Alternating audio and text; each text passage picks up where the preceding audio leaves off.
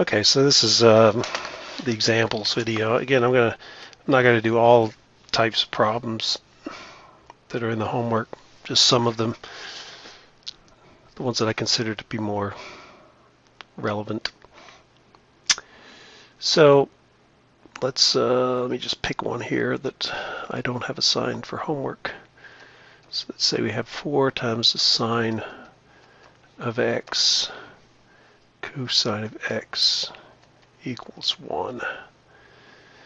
So what we're trying to do is figure out the values between 0 and 2 pi, including 0 but not including 2 pi, that satisfy this expression. So the whole idea is you've got to somehow get this in terms of one variable or another one that you can use to factor out something. You see I can't factor out anything. What I've done is I've moved this to the left hand side right now just to think about factoring, but ultimately I don't think that's actually what I want to do. So we're in this multiple angle product of some and we don't have multiple angles, meaning we don't have 2x or something like that initially. We don't have something squared, but one thing is you can use these formulas one way or the other, meaning that you can either convert the sine of 2u into 2 times the sine of u cosine of u, or if you see this product, which I do, you can use it the other way. So you can see that if I solve for the sine of u cosine of u by dividing by 2, I'll get 1/2 the sine of 2u. So I can replace sine x cosine x with 1/2 the sine of 2x. So this becomes 4 times 1/2 times the sine of 2x equals 1. And if I multiply 4 times 1/2, I'll get 2. So I get 2 sine of 2x equals 1. And if I divide both sides by 2, I'll get sine of 2x equals 1/2. Now we dealt with this in section 3 when you have a multiplier here. I don't know if there's a specific name for that, where you have this, what do they call it? Functions involving multiple angles. Okay, so that's what it's called, multiple angles. In that case, we can redefine 2x as just another variable. I'm going to use theta in this case. And so then we have the sine of theta equals 1/2.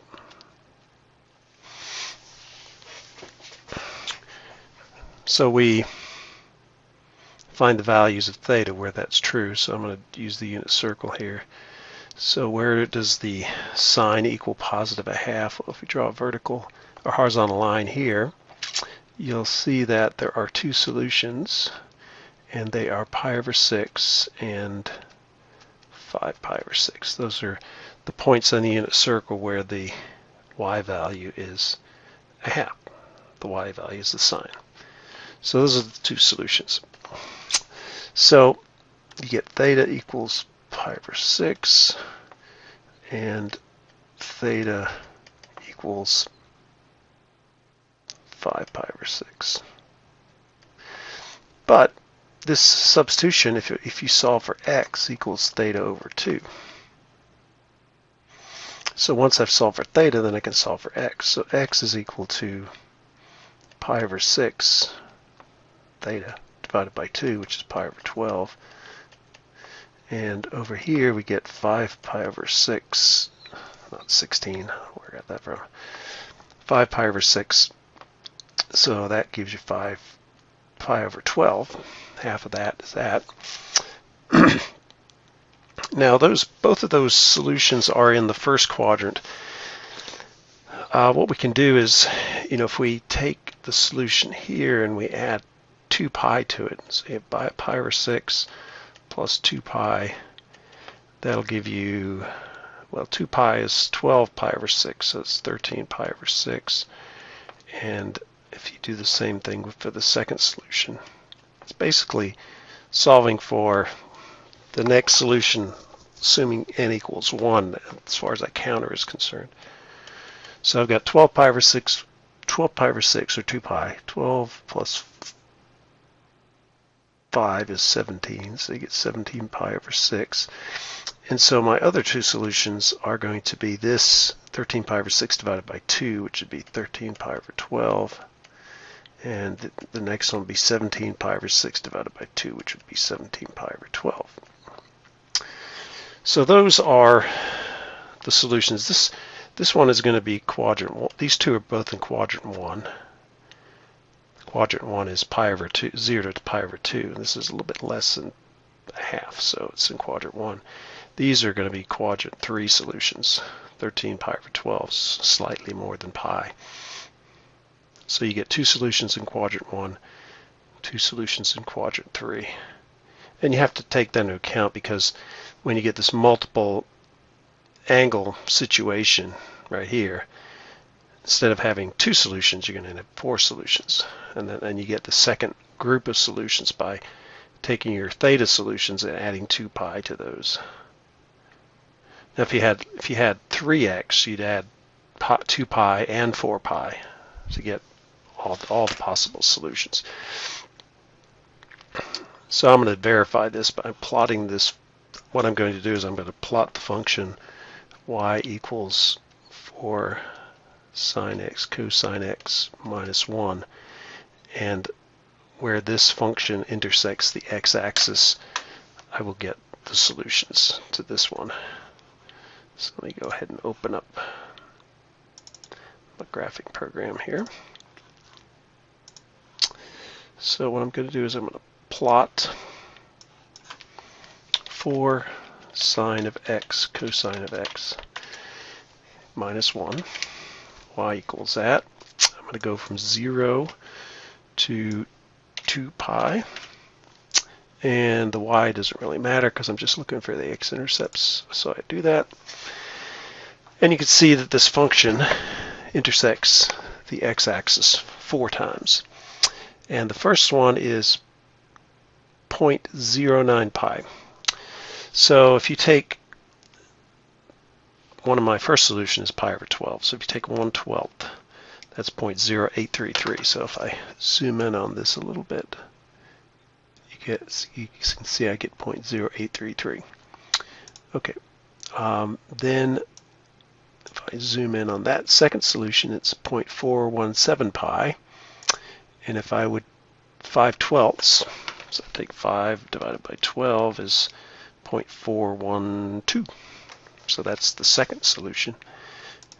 The third solution is right here, which is 1.09 pi, and then we have 1.41 pi. So those are my those are these two solutions. So you see it works out.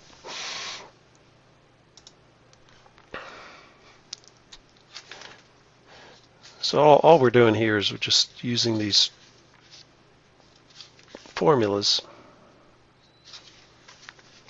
to ultimately solve for x. Okay, so let's pick another one here. Let's say we have the sine of 2x times the sine of x equals the cosine of x. So if you look at the previous problem, we had the sine times the cosine. Here we have the sine of 2x, which indicates to me that I want to go the other direction. I want to use the formula, my double angle formula, to substitute that and then see what happens. So if I look on my sheet or in the book, I get the sine of 2u is equal to 2 sine of u cosine of u. So that means the sine of 2x equals 2 times the sine of x cosine of x. So I can make that substitution. 2 sine of x cosine of x times the sine of x is equal to the cosine of x. And let's move everything to one side. I'll change sine times sine is sine squared. So I get sine squared cosine. 2 sine squared x cosine x minus cosine x equals 0. So you can see I can factor out the cosine. So I get the cosine is equal to 2 sine squared x minus 1 equals 0. So the two solutions are when the cosine of x equals 0. That part will be 0. And the second one is where sine squared of x minus 1 equals 0. So if you solve for that, you get sine squared x equals 1/2. Add 1 to both sides, divide by 2, take the square root. You get sine of x equals plus or minus the square root of 1/2, which is plus or minus the square root of 2 over 2. So that's what you get is 1 over the square root of 2, and if you multiply and divide by the square root of 2, you get the square root of 2 over 2. Now, we've done a lot of these, so I'm just going to tell you what the solutions are here. First, the cosine is 0 when? Well, when the x-coordinate on the unit circle is 0. So from this, I get two solutions. X equals pi over 2 here. The cosine of pi over 2 is 0. And I get 3 pi over 2. That's this solution. Now, from this, because I get plus or minus the square root of 2, my solution is going to be pi over 4, 3 pi over 4, 5 pi over 4, 7 pi over 4. These are all the points on the unit circle that are at these midpoints. You know, this is pi over 4. This is 3 pi over 4. You can check it out in unit circle. 5 pi over 4, 7 pi over 4. They all have the same coordinates, square root of 2 over 2, except in the first quadrant, they're both positive. In the second quadrant, the x is negative, y is positive. In the third quadrant, they're both negative. In the fourth quadrant, x is positive, y is negative. So that'll give you those solutions. So let's plot the function. And the function we're going to plot here is with everything moved to one side. So I'll say y equals the sine of 2x, sine of 2x sine x minus cosine x. I'm going to subtract cosine from both sides. And what we should find out is there are 6 solutions. So the equation is sine of 2x cosine of x minus cosine of x. We're going to go between 0 and 2 pi. And we're going to graph it, and hopefully we see 6 solutions, which we do. So here's 1, 2, 3, 4, 5, 6. So this is pi over 2, 3 pi over 2. Those are the two solutions from cosine of x equals 0. And then we have the other ones, which are this one here, which is pi over 4. This is 3 pi over 4. This is 5 pi over 4. This is 7 pi over 4. So you can see that they're all covered.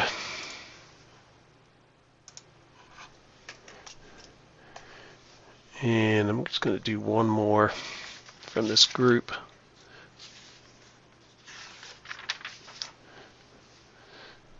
So let's say we have the sine of 4x minus equals negative 2 sine of 2x.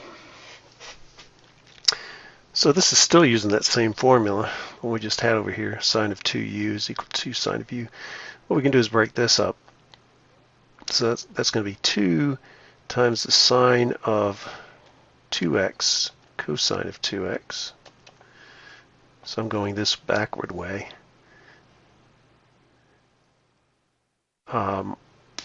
And I got to put a 2 in here somewhere, another 2. No, that's right. Yeah, 2 cosine. And then on the right-hand side, I get negative 2. What I'm going to do here is go, yeah, no, I'm actually going this way, aren't I? I'm going to go this way, but multiple times. So, okay, so the sine of 2u is equal to 2. So I'm replacing it with x here. What I'm trying to do is get all the way so that everything is involving just x. So the sine of 2x is equal to 2 sine x cosine x. Now, here, for the sine of 2x, I substitute in 2 sine of x cosine of x. And for the cosine of 2x, I have to use one of those other formulas. And I'm probably going to use the one that involves sine squared.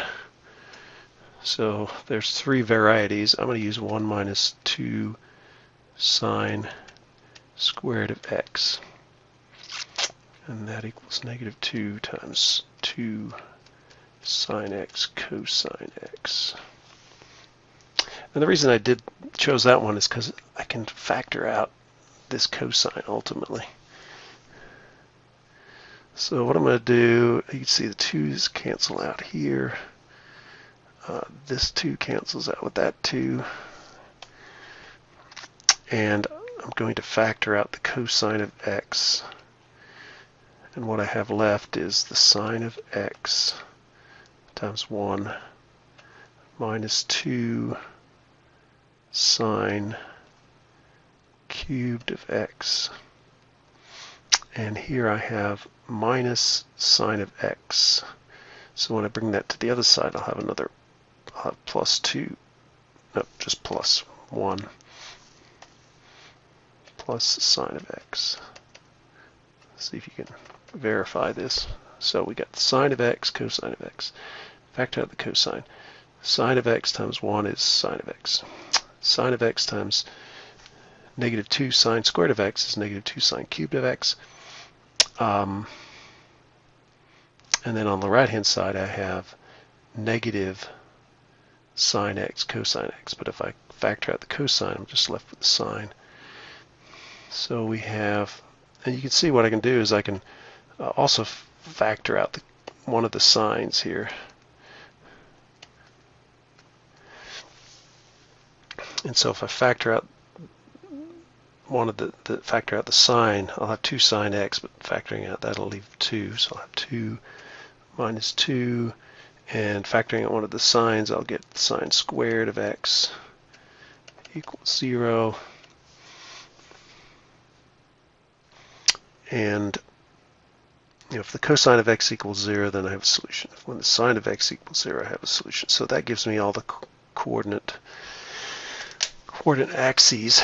And I think you get the same thing here too, because you'll get sine squared equals plus or minus, or sine squared equals 1, or the sine is equal to plus or minus 1, which would get the other coordinate axes. So I think if I plot this function, it's just going to give me 4 solutions, which are just pi over 2, pi, 3 pi over 2. So let's see what I get here. So sine of 4x plus 2 sine of 2x. And let's grab that thing.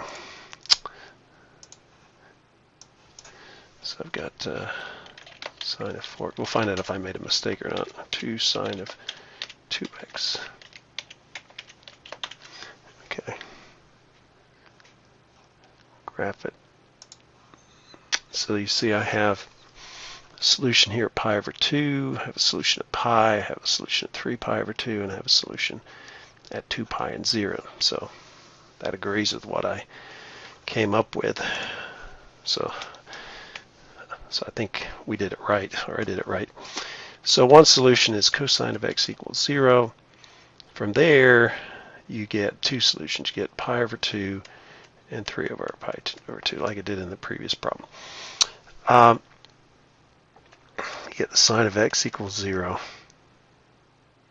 So from that, there's 2 solutions. There's pi, and there's 0, and there's 2 pi. So we're not including 2 pi, so you get 0 and pi. And then this third one is you get 2 minus 2 sine squared x equals 0. So you get negative 2 sine squared x equals negative 2. Divide by negative 2, you'll get sine squared equals 1. Take the square root. Sine x equals plus or minus square root of 1, which is plus or minus 1. And so this gives you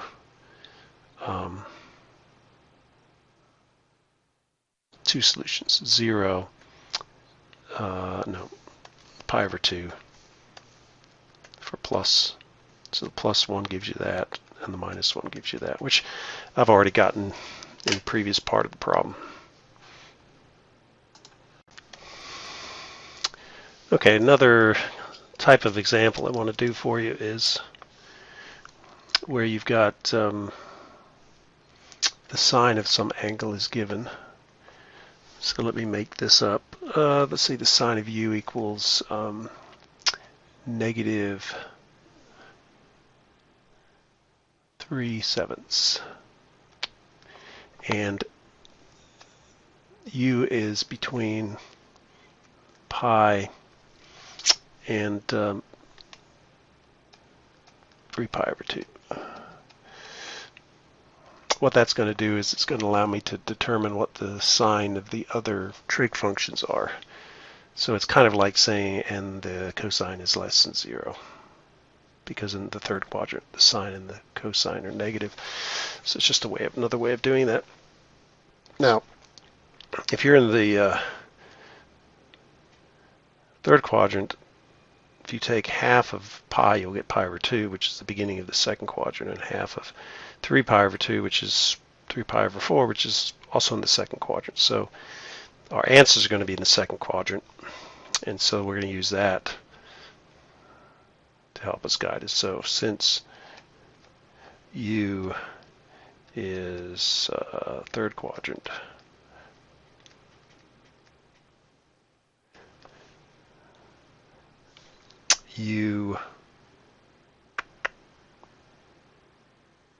actually this is the other direction. So if you 2u is going to be double this. So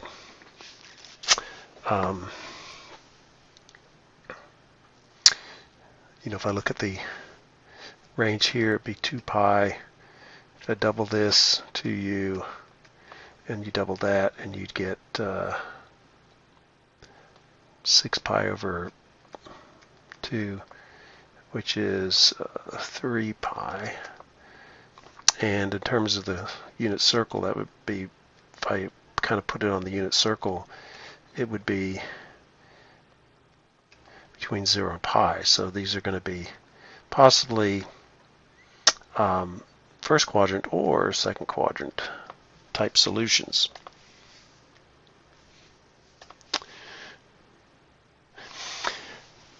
Anyway, let's see what happens here. So since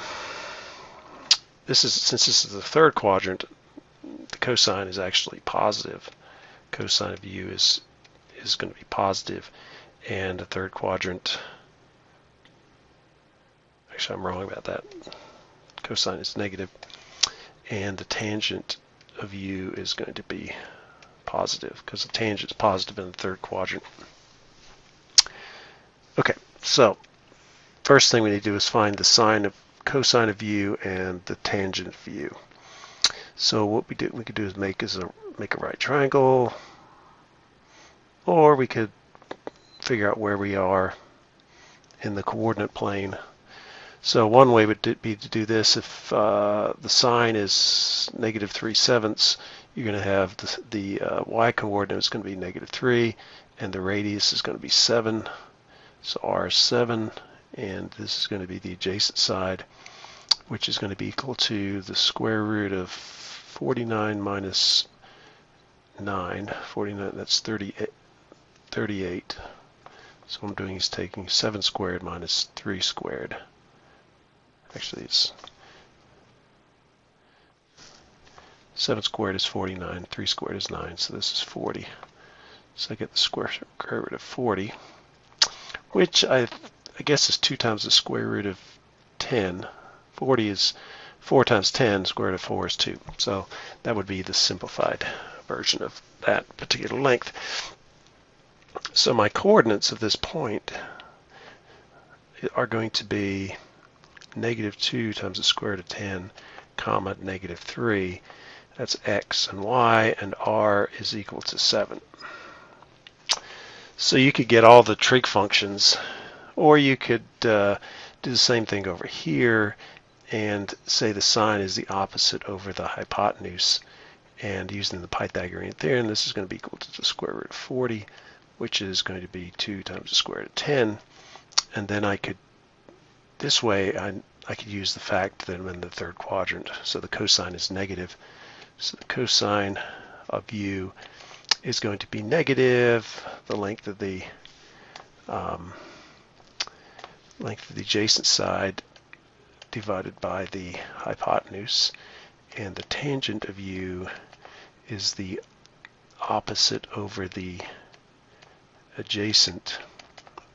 If I multiply and divide by the square root of 10, I'll get 3 times the square root of 10 over 2 times 10, which is 20. And it's positive because it's in the third quadrant. Now over here, the way I would do it, I would say the cosine of u is x over r, and x is negative 2 times the square root of 10, and r is 7. So you see the same. And the tangent of u is y over x, and y is negative 3, and x is negative the square root of 2 times the square root of 10. And you see the negatives cancel out. If you simplify that down, you'll get 3 times the square root of 10 over 20. So you get the same answer. Either way is fine, unless I tell you to do it a specific way. Okay, so now that I have all that information, let me just summarize it. So I know that the sine of u equals negative, what was it? Negative 3/7. The cosine of u is, where is it? Here it is. Cosine of u is negative 2 times the square root of 10 over 7. And the tangent of u is 3 times the square root of 10 over 20. And let me just double check to make sure I did everything right. I'm going to use my calculator here, but this is just to check things out. So if I did the arc sine of, and I'll do this in degrees just so it's okay. So if I do the arc sine of negative 3/7, negative 3 divided by 7, and I forgot the right. Need to change sign thing. Okay. Now, what I get if I do the arc sine of this is I get negative 25.4 degrees. But really, I'm in the third quadrant, so it's really going to be, you take the absolute value of this, take the arc sine, that would give you the reference angle, and then you'd add 180 degrees. So the actual angle here is going to be, u is going to be equal to 180 plus 25.4 degrees. Okay, so that's 205.4 degrees. Now if I take the cosine of 205.4 degrees using my calculator, cosine of 205.4 is negative 0.903, and if I take negative 2 times the square root of 10 divided by 7, I get negative 0.9035. So I get the same answer here. So that means that that's correct. And here I could take the tangent of 205.4 degrees using my calculator, 205.4, and I get 0.4748. And if I take 3 times the square root of 10 divided by 20, I get 0.474. So you can see those are all correct. So that's kind of a verification of the values. Now, to get the sine of 2u and the cosine of 2u and the tangent of 2u, 2u is going to be 2 times 205.4, 205.4 degrees, which is going to be 410.8. But I don't know that. All I know is the sine and cosine and tangent are these values. So I have to use the appropriate equation, which is this double angle formula. So for the sine, it's going to be 2 times the sine of u cosine of u. For the cosine, it's equal to, I've got 3 choices here. Let's use this one, cosine of u squared minus the sine, cosine squared of u minus sine squared of u. And for the tangent, it's 2 tangent of u divided by 1 minus tangent squared of u. Now, because there's no plus or minuses here, I don't have to worry about the signs coming out correctly. They're going to come out automatically. And then what I'll do, once I get these, I'll actually take the sine of 410.8 and the cosine of 410.8 just to make sure I did it right. So I'm going to go over here and do the sine of 2u. So the sine of 2u is equal to 2 times the sine of u, which is negative 3/7, times the cosine of u, which is negative 2 times the square root of 10 over 7. So what do we have here? So I'm going to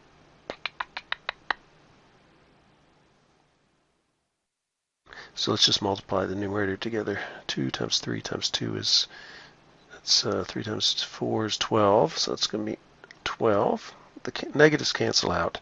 So I get 12 times the square root of 10 divided by 49. 7 times 7 is 49.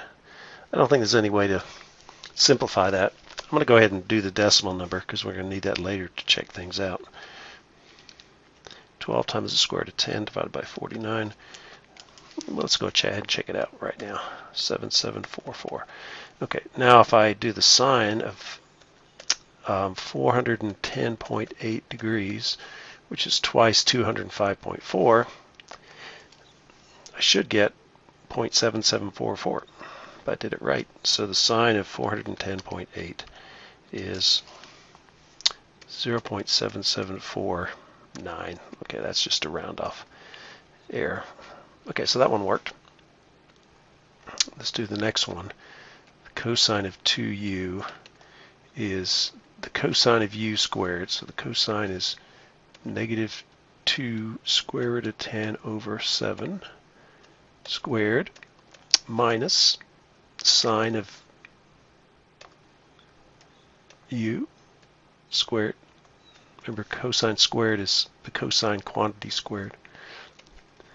So when I square this, I'm going to get, the negative is going to go to positive. 2 squared is 4. Square root of 10 squared is 10. 7 squared is 49. Then I subtract. Negative squared is positive. 3 squared is 9. 7 squared is 49.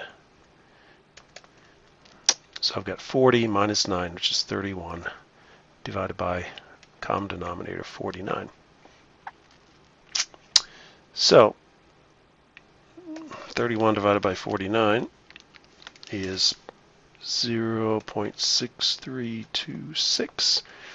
And if I take the cosine of 410.8 degrees, I get 0.6320. Okay, again, these are off because of rounding errors. And then finally, the last one is this tangent. So the tangent of 2u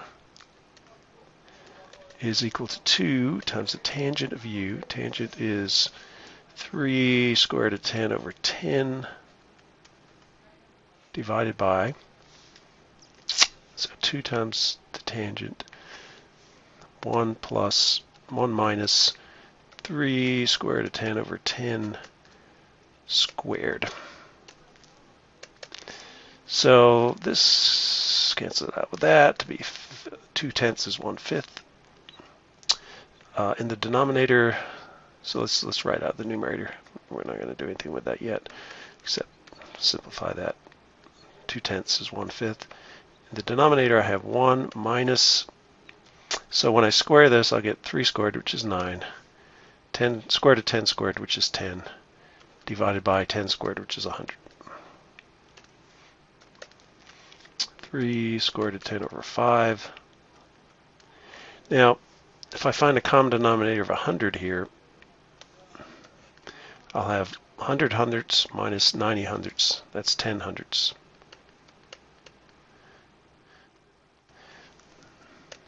But 10 hundredths, you can cancel out the 1, is 1/10. So my final answer is going to be 3 times the square root of 10 over 5. I'll take the reciprocal of that. Reciprocal 1/10 is 10. So I get 30 times the square root of 10 over 5. 3 times 10 is 30.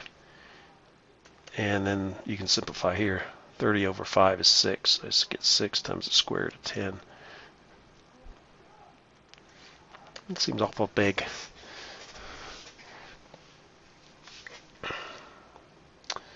So let me just go back and see if I did something wrong.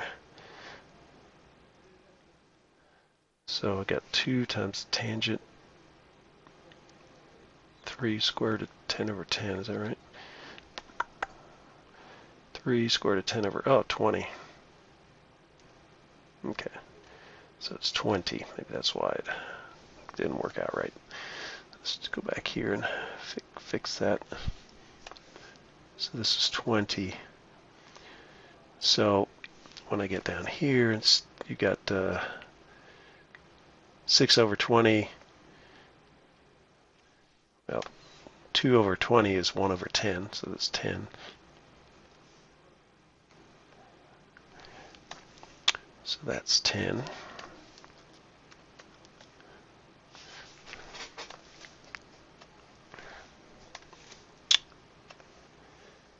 So that's 10. These 10s cancel out. And so I get 3 times the square root of 10. Okay. Hopefully I did that right. Let's check it out. 3 times the square root of 10 is 9.48. And it still doesn't seem right, but let's try it out. 410.8 degrees. Tangent 410.8 is 1.2 something. Okay, obviously I've done something wrong still. So let's go back again, see what I did. Okay, so that one's right because we already checked that out. 3 square root of 10 over 20. 3 square root of 10 over 20 times 2 divided by 1 minus tangent. Oh, I forgot to fix it down here, didn't I? So this should be 20. Let's just erase all this stuff and go through it again. Okay, so this is 3 square root of 10 over 20. And so when I multiply this out, I'll get 9 times 10, which is 90. And 20 squared is 400.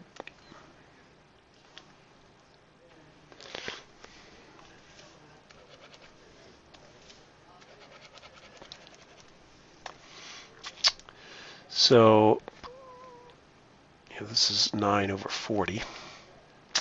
So I'll get 3 times the square root of 10 over 10 divided by 1 minus 9/40. Well, 9/40, 1 is 40/40, so I'll get 31/40. 40/40 minus 9/40. And then if I take the reciprocal of the denominator and multiply that out, I get that. And I'm just going to go ahead and multiply it out. So 3 times the square root of 10 times 40 divided by 10 divided by 31 is 1.224, which is pretty close. Again, that's from round off error. So that is the correct solution. Okay, so that was almost 20 minutes. So let's take a while.